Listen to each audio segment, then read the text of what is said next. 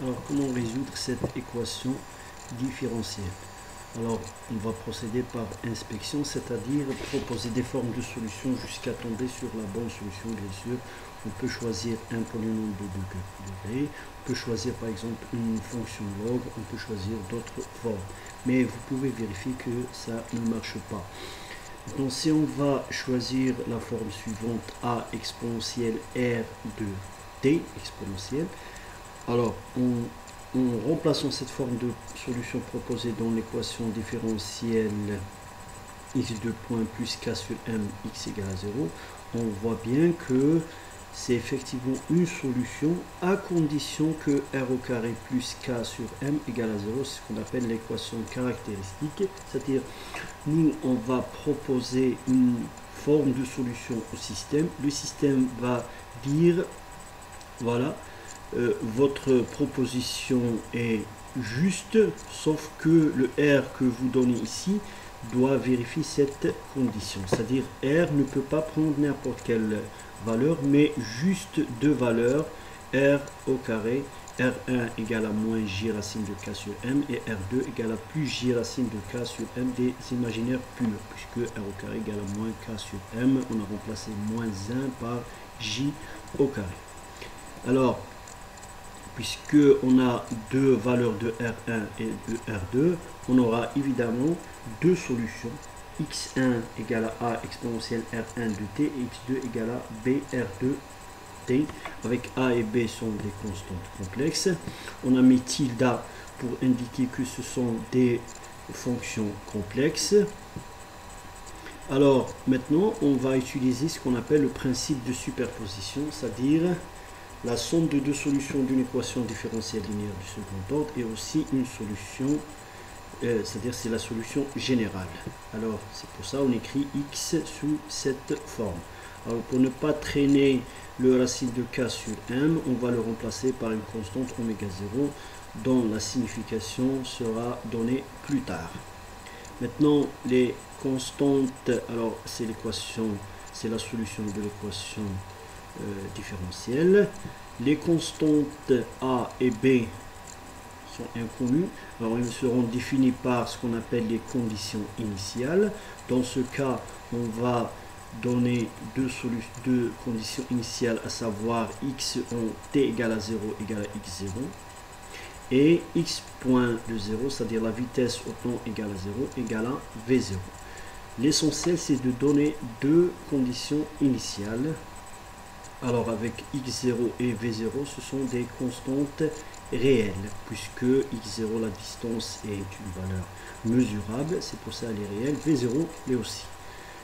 Maintenant, pour définir a et b, on doit remplacer t par 0 dans l'équation, dans la solution, et on aura a plus b égale à x0. Maintenant, pour la deuxième condition initiale, on va dériver par rapport au temps, puis remplacer t par 0, ce qui nous donne cette équation, cette deuxième équation. Alors, on aura un système de deux équations algébriques avec deux inconnus a, b. Alors, pour trouver l'expression de a et b, par exemple, on fait 1 plus 2. Alors, 1 plus 2, ce qui donne l'expression de b en fonction de x0, v0, oméga 0. 1 moins 2 vous donne l'expression de a en fonction de x0 plus j v0 sur oméga 0. Maintenant, en remplaçant le a et b dans l'équation, dans la solution trouvée, on tombe sur l'expression, cette expression. Bien sûr, l'exponentielle ij oméga de t est remplacée par, en utilisant la formule de l'air qui dit que exponentielle plus ou moins j oméga 0 t égale à cosinus oméga 0 t plus ou moins j sinus oméga 0 t. Alors, après réarrangement, on tombe sur la fonction x de t sous cette forme, x0 cosinus oméga 0 t plus v0 sur oméga 0 sinus oméga 0 t qui, comme vous le voyez, c'est une fonction réelle. C'est pour ça qu'on a ôté le tilde de x. Maintenant, cette forme peut nous faire penser à une forme trigonométrique, cosinus alpha, cosinus oméga 0t, plus sinus alpha, sinus oméga 0t.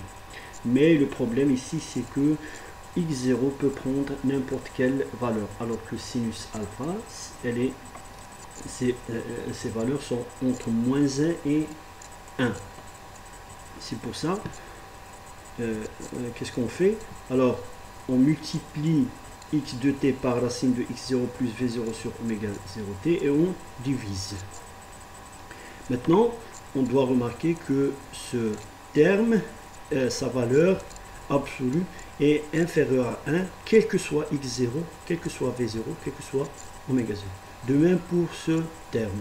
En plus, on voit bien que le carré de ce terme plus le carré de ce terme égale à 1, ce qui nous fait penser au changement de variable cosinus alpha égale à x0, racine sur racine de x0 plus oméga et sinus alpha sous cette forme.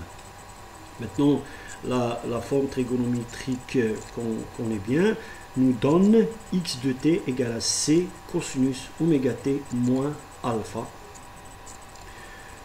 Avec c, c'est une constante, oméga 0 c'est la pulsation propre et alpha un angle qui est donné par ces expressions c et tangente alpha égale à sinus alpha sur cosinus alpha.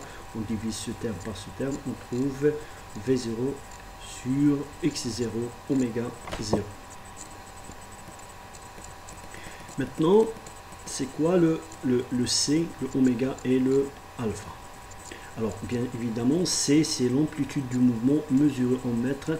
C'est la valeur maximale que peut atteindre la masse à partir de sa position d'équilibre.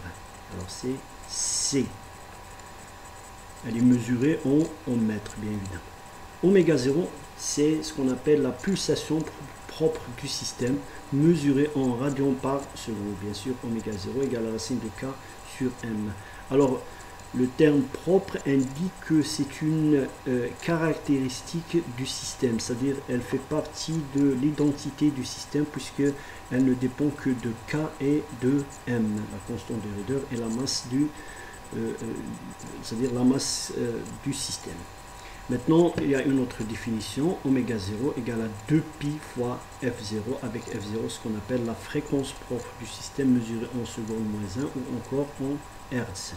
Il y a une autre définition, la fréquence c'est quoi? C'est un cycle divisé par le temps nécessaire pour la masse pour faire un cycle.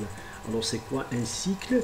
Par exemple, le mouvement de la masse est dans cette direction, c'est-à-dire c'est x en fonction du temps. Alors un cycle, c'est lorsque la masse part de ce point, elle se dirige vers la position d'équilibre, elle va atteindre un point symétrique par moins c, et puis revenir, c'est-à-dire en ce point. Alors c'est un cycle. Ce cycle va se répéter indéfiniment. Alors, on va définir ce qu'on appelle la période du mouvement. C'est le temps nécessaire pour faire un cycle, c'est-à-dire de partir d'un point, de passer par la position d'équilibre, atteindre le point symétrique, revenir sur la position d'équilibre et puis revenir au point C. Alors c'est la période T0 égale à le temps nécessaire pour la masse pour faire un cycle complet. Maintenant, c'est quoi la signification physique de alpha? Alpha, alors pour cela, on va supposer qu'on a trois observateurs. Alors le même phénomène, l'oscillation se passe devant les trois observateurs. Alors chacun des observateurs est libre de choisir son origine pour mesurer le temps. Alors nous, on va demander aux trois observateurs de donner l'équation du mouvement de la masse sous forme d'une fonction cosinus. Alors les trois observateurs vont constater que le mouvement a une amplitude, la même amplitude. Ils vont aussi constater que le mouvement a la même période, c'est-à-dire la même pulsation oméga 0, mais chacun va trouver son propre angle ou phase, puisque chacun a choisi son origine du temps. Alors le rouge a choisi cet instant-là pour t, son t égale à 0, le vert cet instant et le bleu en cet instant. Alors, chacun va écrire sa fonction, son équation de mouvement. Alors, pour l'observateur en rouge, il va, à t égale à 0, le mouvement, c'est-à-dire la position de la masse est en c. C'est pour ça il va écrire x0 égale à c cosinus oméga 0, il va remplacer le t par 0 moins alpha, ce qui donne c cosinus alpha, parce que cosinus est une fonction paire, égale à c, ce qui donne cosinus alpha égale à 1, c'est pour ça alpha égale à 0. C'est pour ça il va nous écrire la fonction, l'équation de mouvement sous cette forme, x de t égale à c cosinus oméga 0 t. Maintenant pour l'observateur en vert, lui, lorsqu'il va déclencher le temps, le chronomètre en cet instant, il va constater que l'amplitude de la masse est c sur 2. C'est pour ça il va écrire la forme de la fonction c cosinus oméga 0 t moins alpha. Il va trouver c cosinus alpha, mais en t égale à 0, c'est c sur 2. C'est pour ça cosinus alpha égale à 1,5 et il va en tirer que alpha égale à pi sur 3. C'est pour ça il va nous donner sa fonction, son équation de mouvement sous cette forme c cosinus oméga 0 t moins pi sur t. Pi sur 3. Pardon. Pi sur 3. Maintenant pour l'observateur en bleu, lui, lorsqu'il va déclencher son chronomètre, il va constater que la position de la masse est en moins c. C'est pour ça, lorsqu'il va écrire son équation de mouvement, il va écrire c cosinus oméga 0 fois 0, parce que temps égale à 0, moins alpha, mais c'est égal à moins c. C'est pour ça il va trouver que alpha égale à pi. Et son équation de mouvement, x de t égale à c cosinus oméga 0 t moins pi. Alors, vous voyez que le même phénomène se passe devant trois observateurs, mais l'équation de mouvement diffère d'un observateur à un autre, parce que chacun a choisi son origine du temps. Maintenant, alors, puisque le système ne contient pas de force de frottement, ni c'est-à-dire de dissipation, on dit que c'est un système conservatif, c'est-à-dire l'énergie totale du système est conservée. La masse fait des oscillations sinusoïdales entre deux points symétriques, x et moins x. X, la position d'équilibre, x0 et moins x0. Bien sûr, c'est un système irréel parce que on constate dans la réalité que le mouvement s'amortit ou s'évanouit. Alors, c'est un peu de terminologie, c'est un système libre, c'est-à-dire libre de toute force externe, force de frottement, force d'entretien.